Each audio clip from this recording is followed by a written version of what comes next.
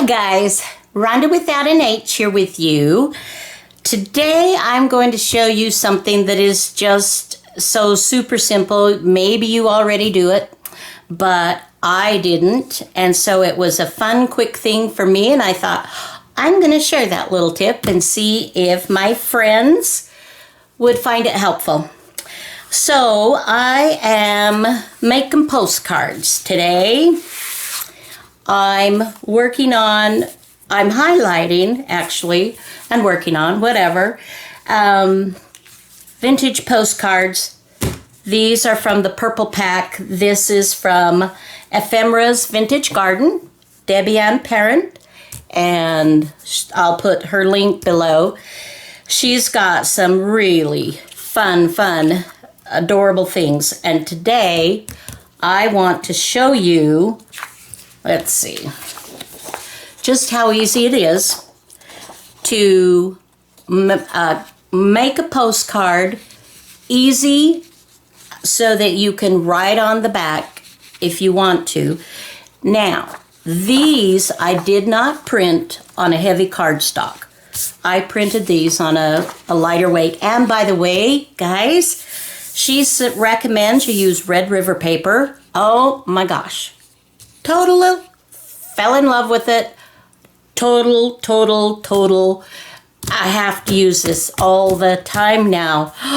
The images are amazing. They're so beautiful.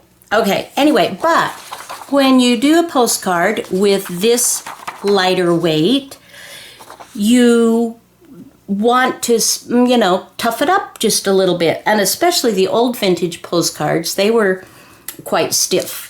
So what I have done, and here, this just shows you, I have already printed this, and I have made these postcards.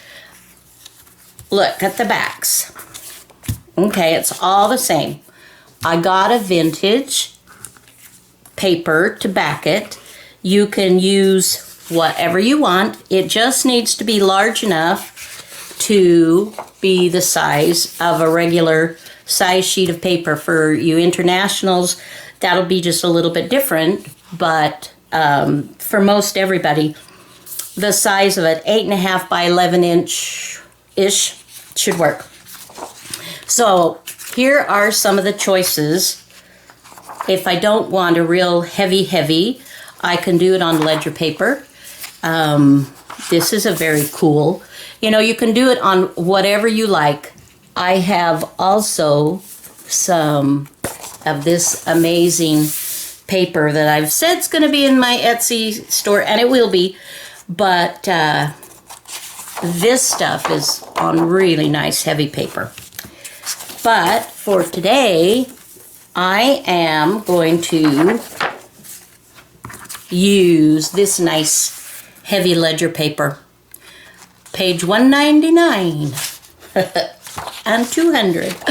I love those with the old numbers. Okay, so super simple. You're gonna just be like, and especially those of you that I envy because you do a lot of journals at the same time. I just can't do that. Each one has to be its own custom baby. Okay, so glue stick. Woo! And it helps, the sound effects. That helps. You gotta as you're doing this, okay? All right. So that's just to hold it in place. Now we're gonna bring our handy dandy sewing machine over. Let's make sure it's all plugged in, the foot pedal and all that good stuff. And let's do a 2.4 inch. So this is all we're doing. And obviously, if you don't have a sewing machine, then you can just go ahead and glue the whole thing. But the purpose of this is honestly just to do a lot in a quick amount of time, that you can give a different look to. And if you're doing, if you don't want the same background, well, then you can do them individually for sure. But this just makes quick work.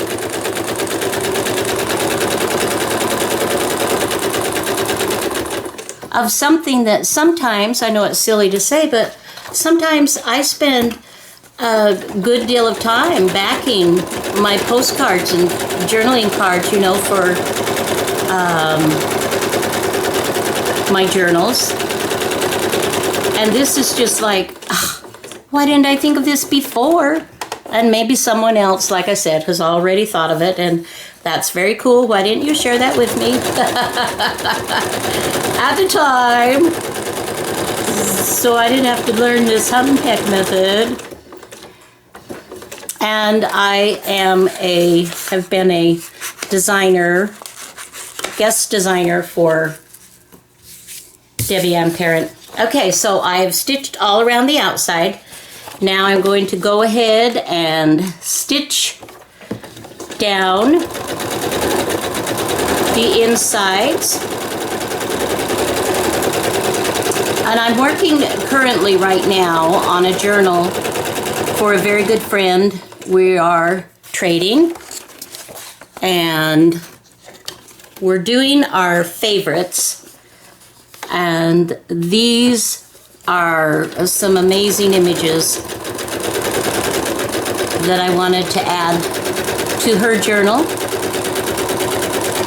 And I'm using my favorite colors, pinks and purples. That's, that will get me excited every time.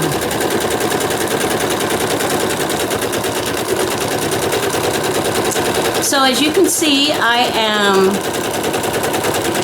not being too terribly particular about making sure it's exactly this far away or that far away. Let's see, I've got one more stitching to do here.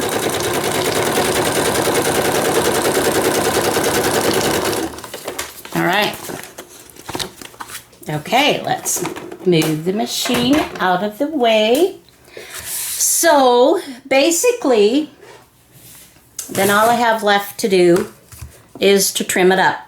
So we will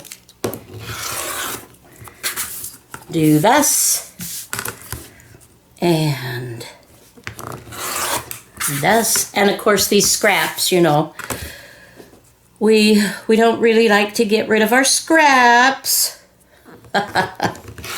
do we?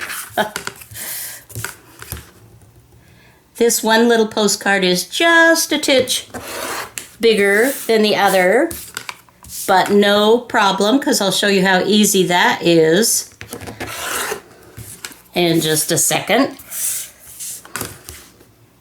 So, as you can see, this is coming together very quickly. So now, see, I can trim that second little postcard down, and it makes and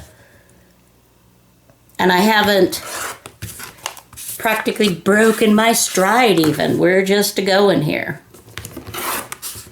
So get out your quilty goodies. And those of you that don't quilt, get the scissors going.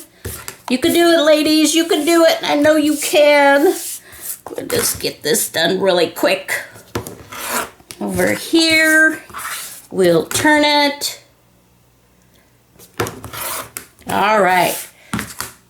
And there you have 4 beautiful postcards ready to journal on. I mean, is that cool? And if you want, of course, you can, do your inking around the edges. Now you can go ahead, you can spray it if you want to do coffee dye, make it look cool that way, which I probably will. I'll take these over and spray them. Anyway, that is it, my friends, for today.